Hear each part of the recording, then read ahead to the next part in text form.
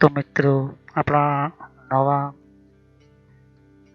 નેટવર્કના કોર્સની અંદર મેં સમજાવ્યું હતું કે કોમ્પ્યુટરના હાર્ડવેરના અને તેના તમામ જે કોર્સ મેં આગળ તમને સમજાવેલા છે એ તમે જોઈ લેજો. તો એના પછી તમે કોમ્પ્યુટર નેટવર્ક જે છે શરૂઆત કરજો તો તમને ખબર પડે નહીં. પાછળના વિડીયોમાં આપણે જોઈ ગયા કે નેટવર્ક શું છે, નેટવર્ક કોને કહેવાય છે. આ તમને એની વ્યાખ્યા પણ તમને ઘણી ડેફિનેશન પણ તમને આપી હતી. ઓકે, તો એ તમે વિડીયો તમે ધ્યાનથી જોઈ લેજો. થર્ડ નંબરનો વિડીયો બહુ ઇમ્પોર્ટન્ટ છે તમારા માટે. નેટવર્કનો ઇતિહાસ તમને સમજાયો હતો કે નેટવર્ક કેવી રીતે શરૂઆત થઈ હતી અને આમાં તમને ઘણું બધું મેં સમજાવ્યું હતું. આજે આપણે સમજીશું કે નેટવર્ક શા માટે આપણે યુઝ કરીએ છીએ અને શા માટે કનેક્શન કરવું પડે છે આજના ટાઈમની અંદર કોમ્પ્યુટરની વાત કરીએ તો ચાલો આપણે વિડીયોને શરૂ કરીએ.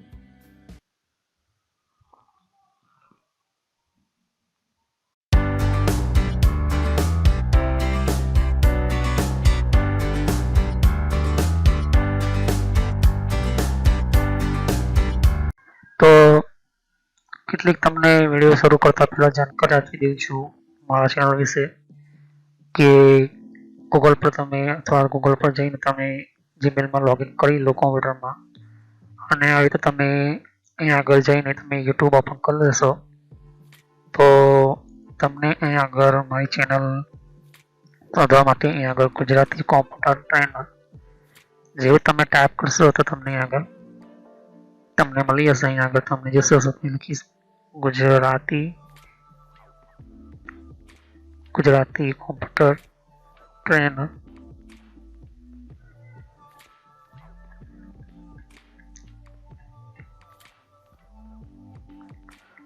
આ રીતે તમારે ટાઈપ કરવાનું છે અને જેવું તમે એને સર્ચ કરશો અથવા એન્ટર મારશો તો તમને પહેલી મારી ચેનલ દેખાશે. બરાબર છે, એ ચેનલ પર તમે આ રીતના ક્લિક કરીને તમે આવી શકો છો. બરાબર છે, તો આ મારી ચેનલ છે તમે જોઈ શકો છો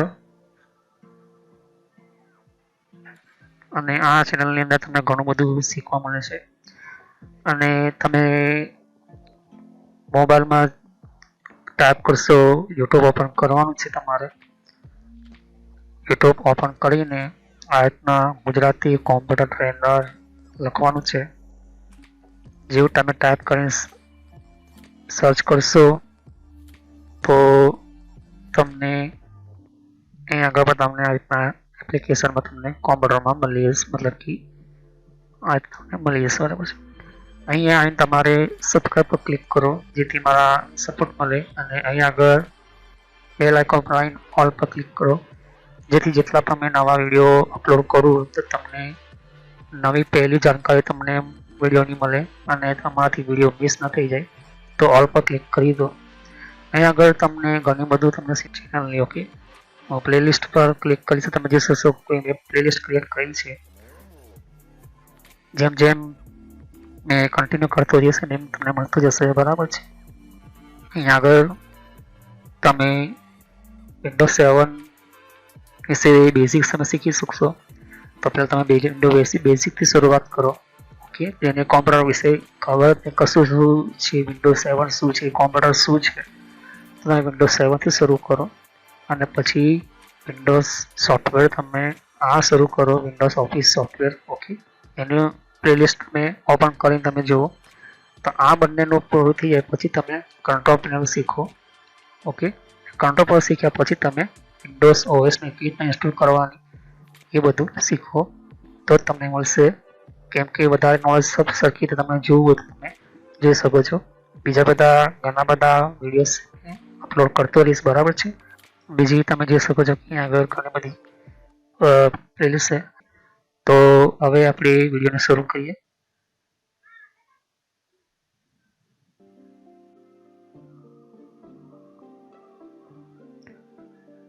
તો આપણે વાત કરીએ શા માટે આપણે બધું નેટવર્ક ચાલુ કરીએ છીએ, શા માટે કનેક્શન પૂરું કરીએ છીએ. દેખીએ શા માટે નેટવર્ક યુઝ કરીએ છીએ. પહેલી તો આપણે આમ તમને ખબર જ હશે શું છે કે આજે જેટલા પણ થઈ રહ્યા છે કોમ્યુનિકેશન, જેટલા પણ સંપર્ક થઈ રહ્યા છે એટલું તમારું બિલ ફટાફટ થઈ રહ્યું છે. જે પણ તમારું આધાર કાર્ડ જે છે, તમારું બિલનું સિસ્ટમ છે, તમારા બેંકના એકાઉન્ટની વિગત છે, બધું જ છે અહીંયા કોમ્પ્યુટરના નેટવર્કના કારણે થાય છે.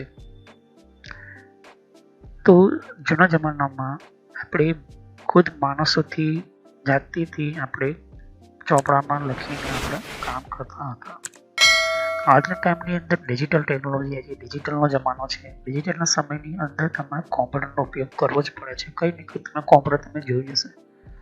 તો એક કોમ્પ્યુટરથી બીજા કોમ્પ્યુટરની અંદર ડેટા જવા માટે વચ્ચે જે કંઈ પણ કનેક્શન કરીએ છીએ એ પણ નેટવર્કના ડિવાઇસીસ હોય છે. તો તમે જોયું હશે ધ્યાનથી કે કોઈ પણ જગ્યાએ તમે જાઓ છો, કોઈ પણ જગ્યાએ તમે દેખો છો, મોબાઈલથી તમે ગમે તે રીતે તમે બિલ તમે આપો છો, એ બધું ઇન્ટરનેટના નેટવર્કના કનેક્શનના કારણે છે. અને જે મેન ઇમ્પોર્ટન્ટ તમારો ડેટા સ્ટોર થાય છે એ કહેવામાં આવે છે સર્વર.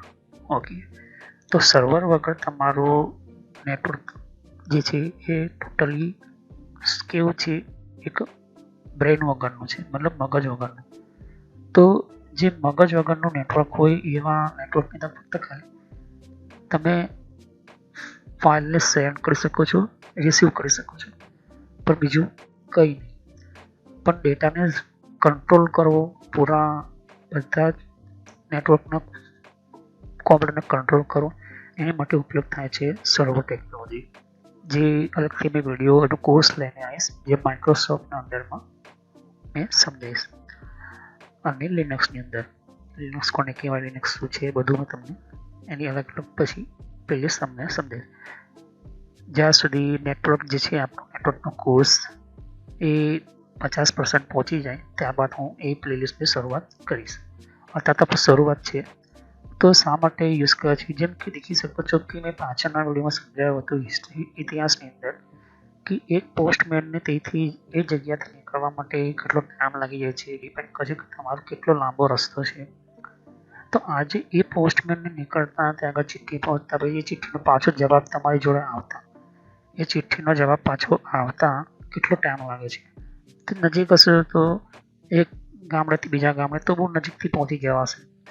અઠવાડિયામાં આવી શકે છે, એક અઠવાડિયામાં તમારો જવાબ આવી શકે છે, અથવા 15 દિવસમાં આવી શકે છે.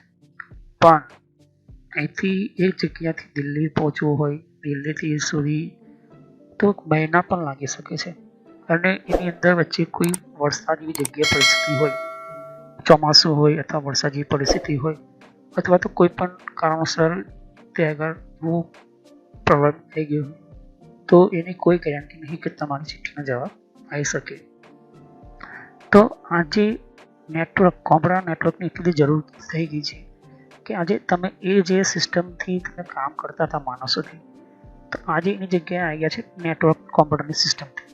તમે જેથી સેન્ડ કરો છો ડેટા, જેથી તમે ફાઇલ તમે મોકલો છો, જેથી તમે કંઈ પણ કોમ્યુનિકેશન મૂકો છો, તો એ ફાઇલ અને એ મેસેજનો એનો રિપ્લાય તમને પાછો મળી જાય છે થોડાક સેકન્ડની અંદર. ઓકે, જેમ કે www.google.com તમે લખો છો તો એનો રિપ્લાય એક થોડાક સમયમાં તમને સેકન્ડમાં તમને મળી જાય છે. આ છે એક પ્રકારનું કોમ્યુનિકેશન. નેટવર્કનું કનેક્શન આટલું ફાસ્ટ છે એના માટે. જે કે 2G 3G 4G 5G, હવે નરેન્દ્ર મોદી 6G પણ લઈને આવશે. પણ અહીંયા વાત એ થાય છે કે નેટવર્કનું કનેક્શન શું જરૂરી છે? કે નેટવર્કના કનેક્શનની અલગ અલગ લેવલો છે, અલગ અલગ હદ છે. ઘરની અંદર પણ તમે કોમ્પ્યુટરથી કોમ્પ્યુટર નેટવર્ક કનેક્ટ કરો છો તો લોકલ નેટવર્ક થઈ ગયું. સિટીથી સિટી કનેક્શન કરવામાં આવે છે તો એ વાઇલ્ડ એરિયા નેટવર્ક થઈ ગયું, મતલબ બહારનું આંતરિક કનેક્શન થઈ ગયું. ઓકે, પછી સ્ટેટથી સ્ટેટ, રાજ્યથી રાજ્યની અંદર તમે એકબીજાને ડેટા સેન્ડિંગ કરવા માટે કહો તો એના પણ કનેક્શન અલગ અલગ હોય. આવી બધી કંપનીઓ કયું છે એને કહેવામાં આવે છે ટેલિકોમ્યુનિકેશન કંપની કહેવામાં આવે છે, અને એમના પોતાના પણ નેટવર્ક જેવી કનેક્શન હોય છે. ઓકે, તો નેટવર્ક કનેક્શન જેટલા હોય છે, સેન્ડિંગ થાય છે, ફાઇલ થાય છે, રિસીવ થાય છે, આટલું બધું ઘણું બધું એની અંદર જો ફાઇલના ફોલ્ડરની ગમે તેટલું પણ આપણે મોકલીએ છીએ, આના કારણે થાય છે. અને આપણું જે ઇન્ટરનેટ ચાલે છે આમના અંડર નીચે જ આપણું ઇન્ટરનેટ ચાલે છે. અને આપણે પોતાનું ઇન્ટરનેટ બનાવો તો આપણે એક અલગથી કંપની બનાવવી પડે, અલગથી કંપની કરોડો ખર્ચા કરીને પછી ટાવર ઊભા કરવા પડે, કેબલો વધારે નાખવા પડે, વાયરો નાખવા પડે, વાયરલેસ ટાવર ઊભા કરવા પડે, ગવર્મેન્ટ પાસેથી પરમિશન લેવી પડે, એમનું બજેટ પ્રમાણે આપણે એનું ISO સર્ટિફિકેટ લેવું, ઘણું બધું પ્રોસેસ. એ પછી મેં વન બાય વન તમને સમજીશ. પણ એટલું સમજો કે શા માટે જરૂરી છે નેટવર્ક. બેંકના કામ માટે નેટવર્ક જરૂરી પડી જાય છે, ટેલિવિઝન માટે જરૂરી પડી જાય છે, બિલ પેમેન્ટ કરવા માટે જરૂર પડે છે, કંઈ પણ પ્રકારની સુવિધા માટે નેટવર્કની જરૂર પડે છે. મોબાઈલની અંદર ફોન આવે, ફોન જાય, એની માટે પણ નેટવર્કની જરૂર પડે છે. મોબાઈલની અંદર મેસેજ આવે, એ પ્રકારની તમને નેટવર્કની જરૂર પડે છે. કોમ્પ્યુટર નેટવર્કની આજે કોમ્પ્યુટરના વગર કોઈ પણ થઈ શકે એ પોસિબલ જ નથી. ઓકે, ખાસ કરીને નેટવર્કની અંદર તો જેટલા પણ ટાવર છે, વાયરલેસ ટાવર, એની અંદર પણ કંઈ ને કંઈક નેટવર્કનો ડિવાઇસ યુઝ થાય છે. એના લીધે જો છે એ ડેટા સેન્ડ થાય છે, રિસીવ થાય છે, ફાઇલ સેન્ડ થાય છે અને રિસીવ થાય છે. એ છે એનો ઉપયોગ. તો જરૂરી જેટલા પણ નેટવર્ક કનેક્શન છે એ જેટલું જરૂર પડે કંપની જે પોતાના બજેટ પ્રમાણે એ એરિયાને કવર કરવા માટે વાયરલેસ ટાવર લગાવે છે, કેટલાક ઇન્ટરનેટનો સર્વિસ પ્રોવાઈડ કરે, એનો આપણે જોથી ચાર્જ લે છે, આપણે પૈસા વસૂલે છે. તો કનેક્શન જે છે એકબીજાના કમ્યુનિકેશન માટે જાય, એ કંપનીથી કંપની હોય, કંપનીથી કોઈ ઓર્ગેનાઇઝેશન હોય, યા ઘરથી જેટલું પણ હોય, પણ એ નેટવર્કના કમસે કમ આપણને કનેક્શન કરવું પડે છે. કનેક્શન માટે ઘણા બધા સોર્સિસ. પહેલી શરૂઆત જે થયેલી કનેક્શન જે શરૂઆત થયેલી એ કોમ્પ્યુટરથી થયેલી. કોમ્પ્યુટરથી કોમ્પ્યુટર કનેક્ટ કરવામાં આવ્યું 1970ની અંદર. એ તમને ધીરે ધીરે હું સમજીશ. તો નેટવર્ક બે શબ્દથી બન્યું છે, નેટ અને વર્ક. નેટ એટલે જાળ અને વર્ક તો આંતરજાળ કહેવામાં આવે છે. એ પ્રોનાઉન્સ થઈ ગયું જે ગ્રીક શબ્દથી કહેવામાં આવે છે. તો આનાથી થઈ કોમ્યુનિકેશન, સંપર્ક બહુ ઇઝી થઈ ગયો, જલ્દી થઈ ગયો, એ સિક્યોર પણ થઈ ગયો. સિક્યોર મતલબ સુરક્ષાવાળું સપને એડવાન્સ તમે કામ કરી શકો છો. તમે ઇન્ટરનેટથી પહેલાં ખાલી વેબસાઇટ જ જોઈ શકતા હતા, એની પરથી વાત થઈ. આજે તો તમે ઇન્ટરનેટ પર વિડીયો જોવો છો, કંઈક અલગ પ્રકારનું પોતાનું ખુદનું સિસ્ટમ બનાવી શકો છો, અને તમે ડેટા શેર પણ કરો છો, અને તમે ઇન્ટરનેટ યુઝ પણ કરો છો. કઈ ને કઈ રીતે તમે ઇન્ટરનેટ યુઝ તો કરી જ રહ્યા છો. ઓકે, તો તમારી પાસે ઇન્ટરનેટની અંદર સુવિધા તમે જોઈ શકો છો કે તમે ખાલી ફોન આવે છે તો પણ ફોન એન્ડ્રોઈડ મોબાઈલમાં આવે છે તો પણ ઇન્ટરનેટથી આવે છે. ઓકે, કારણ કે VoIP સર્વિસ શું છે એ તમને સમજાઈશ. બહુ ઘણો બધો સિસ્ટમ છે, પ્રોસેસ છે.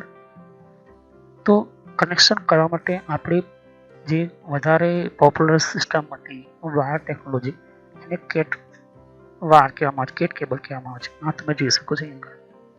જે નેટવર્ક એન્જિનિયર છે એમને તો ખબર છે, પણ જો તમે નવા નેટવર્ક એન્જિનિયર હોય અને તમને સમજ ના હોય તો હું તમને આ બધું સમજાવવાનું જ છું. ઓકે, ઓલરેડી કે નેટવર્કનો હિસ્સો છે, તો એને આપણે વધારે સમજીએ.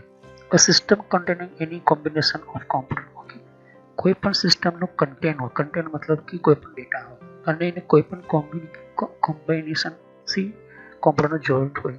કોમ્પ્યુટરના ટર્મિનલ હોય. ટર્મિનલ મતલબ કે એક જગ્યાથી એ પિનને નાખવામાં આવે છે અને બીજાની અંદર પિન સેટઅપ કરવામાં આવે છે, મતલબ એકબીજાની અંદર પિન નાખવામાં આવે. તો એ ટર્મિનલથી હું પ્રિન્ટર પણ તમે જોઈન કરી શકો, ઓડિયો પણ તમે સાંભળી શકો છો, વિઝ્યુઅલ ડિસ્પ્લે પણ જોઈ શકો છો. વિઝ્યુઅલ ડિસ્પ્લે મતલબ કે તમે ડિસ્પ્લે અંદર જે જોઈ શકો છો એને વિઝ્યુઅલ કહેવામાં આવે છે. ટેલિફોન પણ તમે કરી શકો છો ટેલિકોમ્યુનિકેશનના ઇક્વિપમેન્ટ પ્રમાણે અને એના કેબલથી.